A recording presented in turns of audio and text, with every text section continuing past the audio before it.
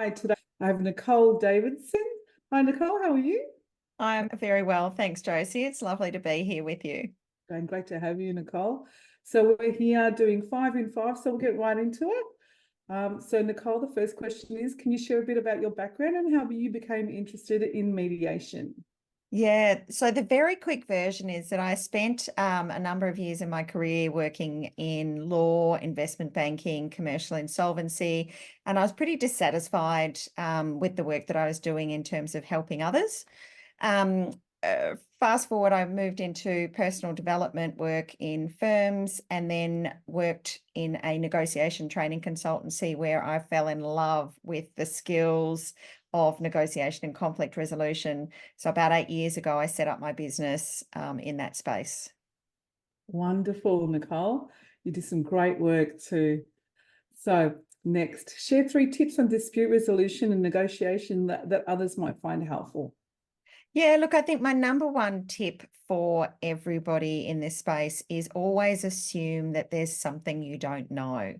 When you assume you've got the full story, you can become quite defensive. So assume that there's something you might not know. Yeah. And going along with that is bring an air of curiosity to the negotiations and conflicts that you go into. What is it that I don't know? What are the questions that I can ask to learn more so that things that I might think I know may actually be assumptions. So I actually want to check everything. And the third thing is really to brush up on your listening skills. The best negotiators do a lot of listening, and they really are listening just not for what's said, but what's not being said. What are the emotions that go with it, and Mm. what are the things that are being avoided? Yeah, they're very helpful tips. Thank you, Nicole. Can you share a particular successful mediation outcome that you're very proud of? The ones that I think I feel the most proud of is where I get into a mediation where particularly the lawyers might be saying, oh, look, this will be quick. It's not going to take long. We're not going to settle this.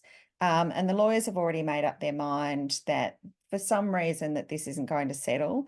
And I think it's when I've been able to work with the parties, and often it is moving past the lawyers to talk directly to the parties that are involved in the dispute and to really be able to understand what are their underlying drivers rather than just what's the legal position. And a number of times we've been able to go, okay, well, even though the lawyers weren't expecting any resolution Mm. because they were so far apart, by digging around and looking at the situation from a different perspective, we've been able to get them there. And the reason I do my job is for the sigh of relief and the sort of dropping down of the shoulders of the clients at the end when we get to that settlement piece. So I think that's what makes Wonderful. my day as a mediator. Fantastic. It's perseverance and making the impossible possible. I like looking at it Very, that way. very Great one. rewarding. So tell us the stereotype about your industry that people are wrong about. Yeah, look, I think the one that comes up for me the most is when I say to people I'm a mediator, they go, oh, you do divorces. And I think outside of the sort of general spectrum, most people have only connected with mediation in the sort of context of family law because there is a lot of mediation goes on in family law areas. And I think because of that, when I say to people I'm a mediator, there's this sort of jump in, oh, she must do family mediation. Whereas mediation really covers a wide range of areas. So for me, my focus is very much on commercial disputes, so business disputes. And, a mediator can do work across multiple areas, but Mm. most of us tend to be a bit specialised in at least one, even if we jump into other areas from time to time. Okay, fantastic. And what's your favorite hobby, Nicole? Well, I like to collect hobbies. So I change my hobbies from time to time. So my current one is I've been learning a lot about dressmaking and pattern designing. So I've been really getting into taking patterns and correcting them to fit myself and then making stuff. So I have a lot of half-made garments around the house. Okay. Um, so that's at the moment. But previously, I was very into creating resin art, which is sort of abstract art made of very toxic chemicals, which is one of the reasons I gave that one up.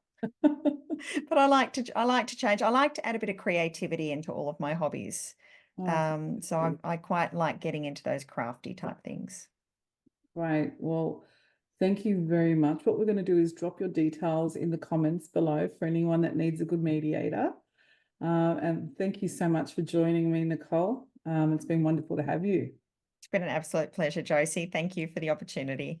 You're welcome.